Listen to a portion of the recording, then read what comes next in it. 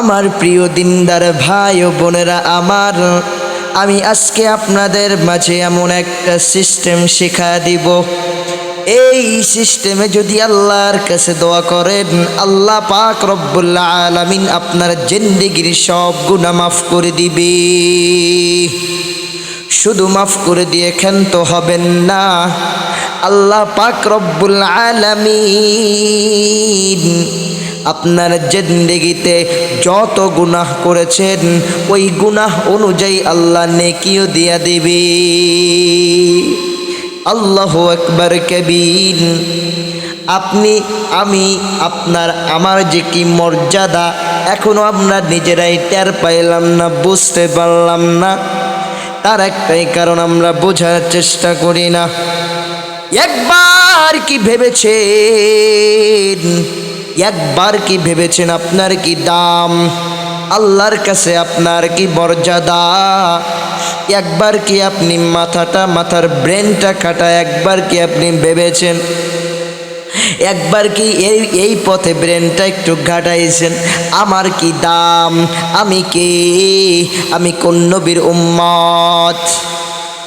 ফেরেশতারা বলল, ও আল্লাহ, মানুষ তুমি সৃষ্টি কইরো না, আমরা তো তোমার ইবাদত করতেছি। আল্লাহ পাক রব্বুল আলামিন ফেরেশতাদেরকে বলল, ও ফেরেশতা, তোমরা তো ইবাদত করো, এটা তো সিস্টেম, তোমাদের নিয়ম তো এটাই, তোমরা ইবাদতে তোমাদেরকে আমি বাধ্য করেছি, তাই তোমরা ইবাদত করো। আমি আল্লাহ এমন একটা জাতিকে সৃষ্টি করব, ওই জাতিকে আমি ইচ্ছা শক্তি দিয়ে দিব। ওই বান্দা যদি চাই ভালো কাজ করতে পারবে, আর যদি চাই গুনাহের কাজ করতে পারবে। আমি আল্লাহ তাকে সেই শক্তি দান করে দিব। আল্লাহু আকবার কবীর। আমরা তো মানুষ, আমরা তো ভুল করব, এটা আল্লাহ পাকও জানে। আমার বান্দা ভুল করবে, আবার আমার কাছে মাফ চাইবে। আমি আল্লাহ পাক রব্বুল আলামিন তো এটাই সব থেকে বেশি পছন্দ করি। ও মুসলমান, আল্লাহর গোলাম, তুমি তো দুনিয়ার প্রেমে আত্মহারা হয়ে গেছো। দুনিয়া পায়া তুমি ভুলে গেছো আমাকে কিসের জন্য আল্লাহ সৃষ্টি করেছে, আমাকে কেন দুনিয়াতে পাঠাইছে, এইটা তুমি ভুলে গেছো, এইটা তুমি ভুলে গেছো। দুনিয়ার প্রেমে পইরা তুমি আল্লাহকে ভুলে গেলা। যে আল্লাহ সবার থেকে তোমাকে বেশি ভালোবাসে। একটা কথা চিন্তা করো, তুমি নেতাকে ভালোবাসো, নেতা তোমাকে টাকা দেয়। তুমি তোমার বাপকে ভালোবাসো, বাপ তোমাকে ভরণ পোষণ দিয়ে তোমাকে মানুষ করেছে। তোমার মাকে বেশি ভালোবাসো, কারণ তোমার মা নিজে না খায় তোমাকে খাওয়ায়, তোমাকে অনেক আদর যত্ন করে। যে কোনো মানুষকে ভালোবাসার জন্য একটা উদ্দেশ্য থাকে। নেতাকে ভালোবাসি, টাকা পাওয়া যায় এই জন্য। সামান্য টাকা পাওয়ার জন্য যদি তুমি দুনিয়ার মানুষকে ভালোবাসতে পারো, যে আল্লাহ পাক রব্বুল আলামিন তোমাকে রূহ জগতে লালন পালন করলো, শুধু তাই নয়, মায়ের গর্ভস্থানে তোমাকে লালন পালন করলো, ওইখান থেকে দুনিয়াতে পাঠাইলো। আল্লাহ পাক যদি একটা সেকেন্ড যদি তার অক্সিজেন বন্ধ করে দেয়, তোমার বাঁচার কোনো সিস্টেম থাকবে না। এত মায়া করার পর আল্লাহর ইবাদত করার জন্য তোমার টাইম হয় না। ইউহিব্বুনাহুম কাহুব্বিল্লাহ ওয়াল্লাযীনা আমানু আশাদ্দু হুব্বাল লিল্লাহ। এই দুনিয়ায় সব থেকে যদি ভালোবাসতে হয়, কাকে ভালোবাসতে হবে? কমেন্টে বলবেন কাকে ভালোবাসতে হবে? আল্লাহকে ভালোবাসতে হবে। অনেক যুবক আছে মাইয়ার প্রেমে পাগল হয়ে আত্মহারা হয়ে যায়, দিশেহারা হয়ে যায়, মায়ার প্রেমে পাগল। ওই মেয়েকে যদি মা তুমি না আইনা দিতে পারো, ও আমি কিন্তু বাইচা থাকবো না, মারা যাব। এতটা ভালোবাসা ফেলছো রে বাবা। কিন্তু যে আল্লাহ পাক রব্বুল আলামিন তোমাকে এত এত মহাব্বত করে, এত মায়া করে, ওই আল্লাহকে তুমি একটা বার, দিনে একটা বার তুমি ডাকার সময় পাইলা না। তোমার বিবেক আজকে কত নিচে নেমে গেছে দেখছো নি? আল্লাহু আকবার। আল্লাহ আমাদের সবাইকে বেশি বেশি করে আল্লাহর ভালোবাসার তলে স্থান নেওয়ার তৌফিক দান করুক। সবাই বলেন আমিন। যাই হোক, এর ভিতরে অনেক লোক আছে যে গুনাহ করেছে, আগে গুনাহগার ছিল, হঠাৎ করে আল্লাহর কাছে আসতে চায়, আল্লাহর পথে আসতে চায়, দ্বীনের পথে আসতে চায়, ইসলামের দিকে আসতে চায়। বলে যে হুজুর, আমি জীবনে অনেক গুনাহ করেছি, এমন কোনো গুনাহ নাই যে আমি করে নাই, সব গুনাহ আমি করেছি হুজুর। এখন আমি এই পথ থেকে ফিরে আসতে চাই, আল্লাহ কি আমার গুনাহ মাফ করবে নাকি? হুজুর,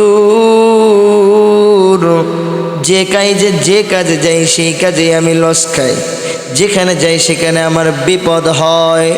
হুজুর, একটু নিয়ম বইলা দেন, কি করলে যাতে এই অভাব থেকে মুক্তি পায়, কি করলে যেন আল্লাহ আমাকে ভালোবাসে, আল্লাহর রহমতের চাদরের নিচে যাইতে পারি। আল্লাহু আকবার কবীর। দেখেন, আমি একটাই কথা বলবো, কথাটা হচ্ছে আপনি যদি আল্লাহর কাছে চাওয়ার মতো চাইতে পারেন, আপনার গুনাহ যদি জমিন থেকে আসমান পর্যন্ত হয়ে যায়, শুধু আল্লাহর কাছে মাফ চাইবেন, আল্লাহ তুমি মাফ করে দাও, আল্লাহ পাক আপনাকে মাফ করে দিবি। বেশি বেশি করে দুরূদ শরীফ পড়তে হবে। কি পড়তে হবে? দুরূদ শরীফ। নবীজিকে ভালোবাসতে হবে, নবীজিকে ভালোবাসতে হবে। যদি আপনি নবীজিকে ভালোবাসতে পারেন, নবীজিকে মনের সিংহাসনে জায়গা দিতে পারেন, আল্লাহ পাকের খাঁটি বান্দা হওয়ার জন্য এটাই যথেষ্ট। নবীজিকে ভালোবাসতে হবে। নবীজিকে ভালোবেসে কত মানুষ আল্লাহওয়ালা হয়ে গেছে। সাহাবীরা নবীজিকে কেমন ভালোবাসতো, নবীর জন্য দেওয়ানা ছিল, নবীর জন্য নিজের জানটাকে শেষ করে দেওয়ার জন্য প্রস্তুত ছিল, এক পায়ে খাড়া ছিল। আর আমরা নবীর আদরের উম্মত হইয়াও আমাদের সামনে নবীজিকে গালি দেয়, আর আমরা মিটমিটায় হাসি, খেতার তলায় মুখটা পরে দিয়ে হাসি। এটাই কি ভালোবাসা? আল্লাহ আমাদের সবাইকে হেদায়েত দান করুক। সবাই বলেন আমিন। মুসলমান আল্লাহর গোলাম, কি ভাবতেছেন আপনি অপকর্ম করে যাবেন, অপকর্মর পর অপকর্ম করে যাবেন, আল্লাহ পাক সব সহ্য করে নিবে তাই নাকি? আল্লাহ শুধু আপনার খেলা দেখতেছে, খেলা চিনেননি। কি ভাবতেছেন কতদিন দুনিয়ায় বেঁচে থাকবেন? কতদিন? 1 বছর, 2 বছর, 3 দিন। কত মানুষ তো 3 দিনও বাঁচে না, আর আপনি তো 2 বছর, অনেক টাইম, লং টাইম। এই যে আমার বয়স 23+ হয়ে গেছে, আমার বয়স 23+ হয়ে গেছে। এই 23টা বছর আমি কি করলাম? আর একটা বছর 24 বছরে যে পা দিব এটাই সন্দেহ। যখন তখন যাইতে পারি, যখন তখন। সবাই তো যাচ্ছে, আমিও তো যাব, আপনিও যাবেন, সবাই চলে যাবে। এই জন্য আপনি যদি আল্লাহর পথে ফিরে আসতে চান, তাহলে ছোট্ট একটা আমল দিব আজকে।